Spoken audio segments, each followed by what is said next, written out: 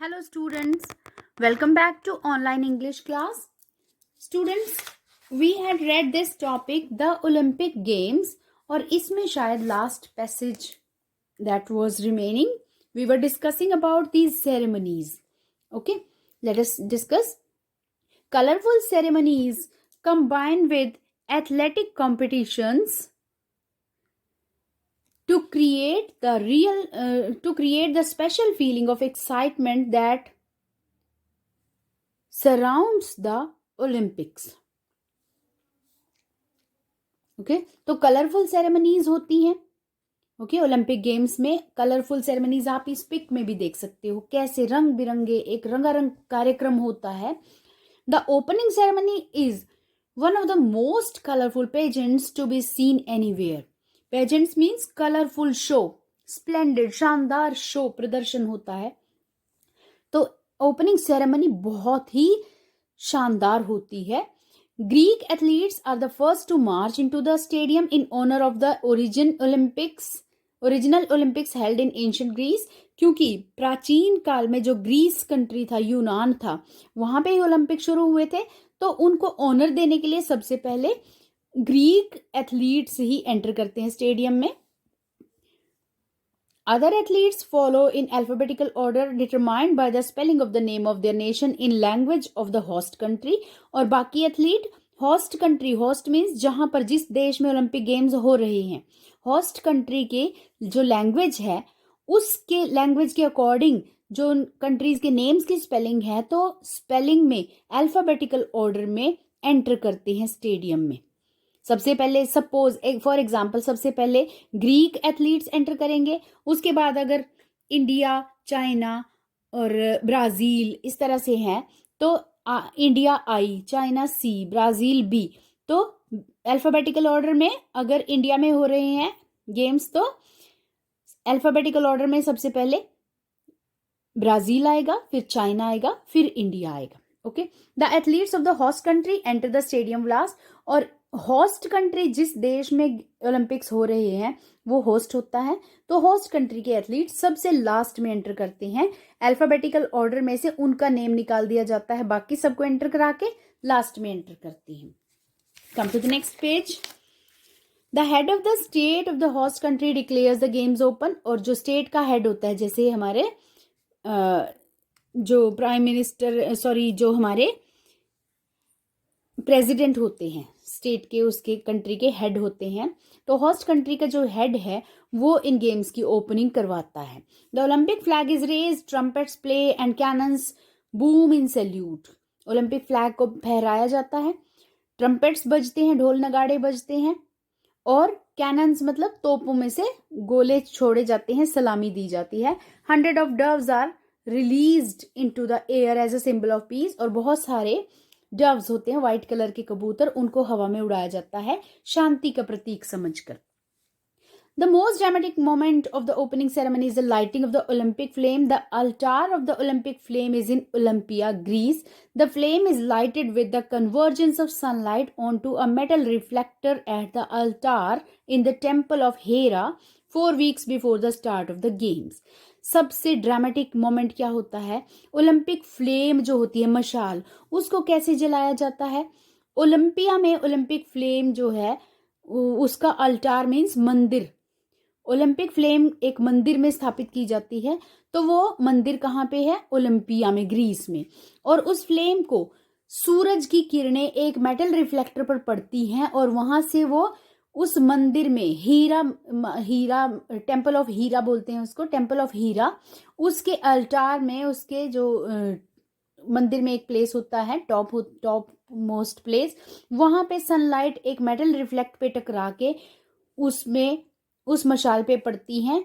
और ये काम कब किया जाता है? गेम्स के शुरू होने से 4 वीक्स पहले, 1 महीना पहले.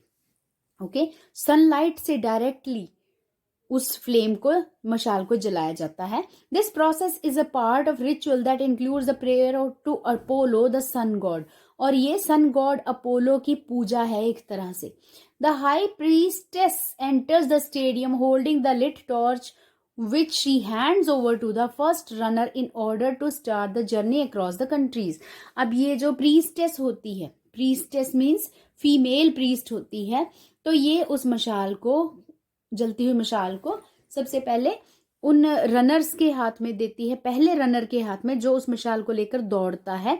जो अलग अलग देशों में वो मशाल जाएगी, उस मंदिर से शुरू करते हैं दौड़ना और फिर ये कंटिन्यूअसली रनिंग में जाती है।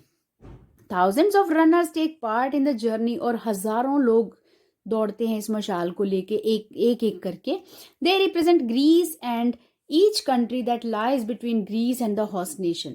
ग्रीस यूनान देश और जहाँ पे गेम्स होने हैं होस्ट नेशन, उन दोनों के बीच में जितने कंट्रीज हैं उनको वो रिप्रेजेंट करते हैं।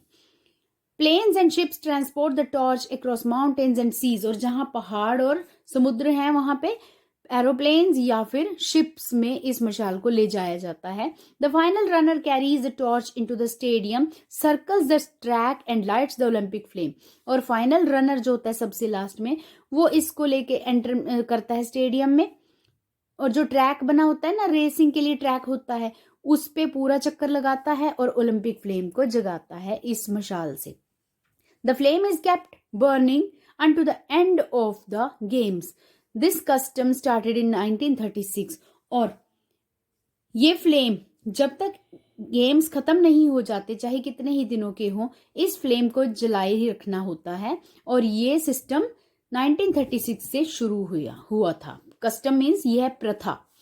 At the Olympic ceremony, the words of Baron Pierre de Coubertin are displayed on the scoreboard. और जहां गेम्स होते हैं इस सेरेमनी में, ओपनिंग सेरेमनी में, बैरन पियरे डी कुबर्टिन के वर्ड्स लिखे हुए होते हैं। क्या लिखे होते हैं? वो डिस्प्ले किए जाते हैं। The important thing in Olympic games is not winning. Olympic games में जीतना इंपॉर्टेंट नहीं होता, बट टेकिंग पार्ट, पार्टिसिपेट करना इंपॉर्टेंट होता है। The essential thing in life is not conquering. जीवन में सबसे महत्वपूर्ण चीज, बहुत इंपॉर्टेंट चीज जीतना नहीं है, बट फाइटिंग वेल, लेकिन अच्छे से फाइट करना, अच्छे से किसी जीत को हासिल करने के लिए स्ट्रगल करना ही एसेंशियल है, बहुत जरूरी चीज होती है। और ये हमारी लाइफ के लिए भी बहुत ही एक एग्जैक्ट वर्डिंग है जो हमारी लाइफ में भी काम आती है, और आपको सिखाया भी जाता है कि पार्टिसिपेट करना ज्यादा इंपॉर्टेंट है, जीतना या ना जीतना सेकेंडरी होता है। Okay, the Olympic symbol consists of 5 interlocking rings that represent the countries of Africa, Asia, Australia, Europe and North America. और इसमें ये जो 5 रिंग्स होते हैं ना ओलंपिक गेम्स का, ये सिंबल लोगो होता है।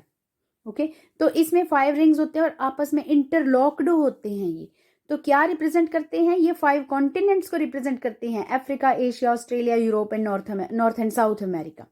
Okay, the rings are black, blue, green, red and yellow. The flag of every nation competing in the games has at least one of these colors. और जो भी कंट्रीज इन गेम्स में participate करते हैं उनके national flag में इनमें से एक कलर होना जरूरी होता है। अगर किसी के नेशनल फ्लैग में इनमें से कोई भी एक कलर है तो वो इन गेम्स में पार्टिसिपेट कर सकता है। The Olympic motto is, motto means उद्देश्य क्या है ओलंपिक खेलों का? सीटियस, आल्टियस, फोर्टियस। क्या मीनिंग है इनका? faster, higher, stronger. So this is all about the Olympic Games. और इसकी हम एक्सरसाइज करते हैं। Come to the next page. Each of the sentences given below contains a factual error. Factual error means जैसा इस पूरे चैप्टर में बताया गया है उसके अकॉर्डिंग एक एक मिस्टेक है। आइडेंटिफाई द एरर, उस एरर को बताना है और करेक्ट आंसर लिखना है। तो द ओलंपिक गेम्स बिगेन इन रोम, तो इसमें क्या मिस्टेक है? रोम में शुरू नहीं हुए थे, ग्रीस में शुरू हुए थे। तो आप पूरी लाइन लिखोगे, the Olympic games begin in Greece. Next, initially the Olympic games were organised every 2 years. तो according to the chapter every 2 years नहीं होते थे, every 4 years. You will write the complete line. The period between 2 successive Olympic games is called Olympia. तो ये Olympia नहीं कहा जाता, 2 games के बीच में ओलंपियाड कहा जाता है। Next is the first Olympic games were organized in 708 BC. 708 wrong है यहाँ पे, 776 BC आना है। The pentathlon consists of 4 events. Penta जब भी आए ना, PENTA, तो ये पेंटा मीन्स 5 होता है, ये याद रखना, जैसे आपने मैथ्स में पढ़ा होगा ना, ठीक है। मोनो जैसे सिंगल होता है, एक होता है, यूनी सिंगल होता है, ठीक है।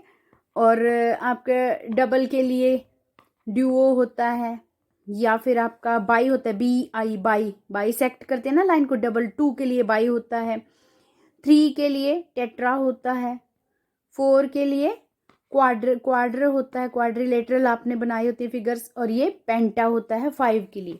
तो pentathlon consisted of 5 events. Next, the stadium of Olympia was destroyed by the massive rains नहीं, मैसिव अर्थक्वेक में डिस्ट्रॉय हो गया था। Next, the summer games and the winter games now occur on 2 years cycle 4 years apart। तो ये आपका wrong है, 2 year cycle नहीं, 4 year cycles, और यहाँ पे 2 years apart। Next, the athletes of the host country enter the stadium first of all. Host country, no, last of all. The Olympic flame is lit at the temple of Apollo. Apollo के temple पे नहीं, the temple of Hera. And the last one, the Olympic symbol consist of 7 rings। No, 7 rings नहीं होते। कितने rings होते हैं? यहाँ पे शो हो रहे हैं आपकी पिक में 5 rings। Come to the next page now. Answer the following questions. Let us discuss them. How did the Olympic games begin? कैसे शुरू हुए?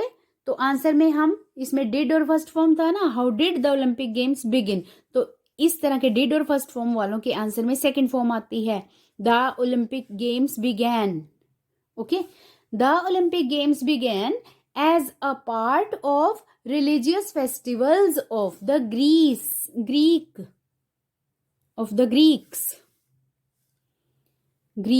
ग्रीक्स मतलब ग्रीस देश के निवासियों के रिलीजियस फेस्टिवल्स के तौर पे शुरू हुए थे। These games were played to please their gods. उनके देवी देवताओं को खुश करने के लिए खेले जाते थे। ओके, मैंने शॉर्ट में ही आपको बताया है, वर प्लेड लिखा सीधा, तो these games were played to please their God's.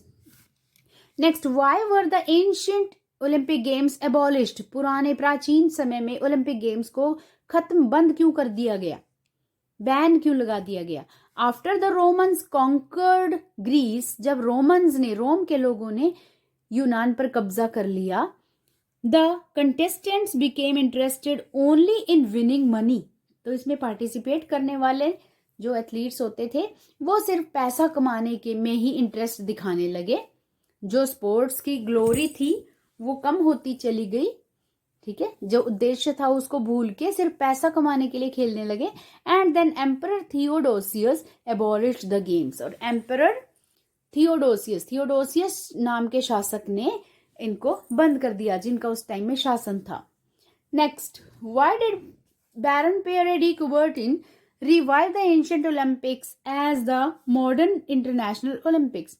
Baron Pierre de Coubertin ने पुराने ओलंपिक गेम्स को जो मॉडर्न इंटरनेशनल ओलंपिक्स होते हैं उनके तौर पर क्यों शुरू कर दिया, क्यों रिवाइव किया, पुनर्जीवित किया?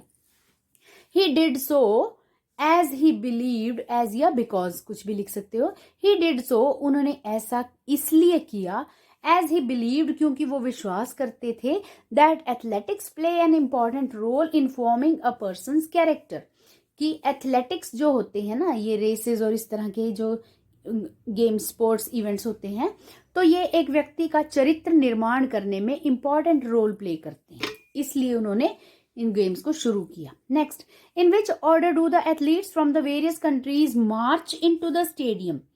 किस ऑर्डर में, किस सीक्वेंस में एथलीट्स स्टेडियम में एंटर करते हैं? Greek athletes enter first of all, सबसे पहले ग्रीक एथलीट्स एंटर करते हैं क्योंकि ग्रीस में ही शुरू हुए थे ओलंपिक गेम्स, तो उनको ऑनर करने के लिए। The other athletes enter alphabetically according to the language of the host country. Alphabetically enter करते हैं होस्ट कंट्री की लैंग्वेज के अकॉर्डिंग, उनमें से होस्ट कंट्री के नेम को निकाल दिया जाता है। The athletes of the host country enter last, सबसे लास्ट में होस्ट कंट्री के एथलीट्स एंटर करते हैं। Come to the last question. What do 5 rings in the Olympic symbol signify? Why are these 5 rings interlocked? 5 rings क्या signify करते हैं और ये आपस में जुड़े हुए क्यों होते हैं? These rings signify the Olympic motto. ये ओलंपिक के उद्देश्य को सिग्निफाई करते हैं. क्या है ओलंपिक का मोटो? सीटियस, आल्टियस, फोर्टियस. क्या मीनिंग है इनका? Faster, higher, stronger. ओके. और ये इंटरलॉक्ड क्यों है आपस में? These are interlocked to represent the 5 continents. 5 continents को रिप्रेजेंट करने के लिए ये इंटरलॉक किए गए हैं. That's all for today. Thank you for watching the video.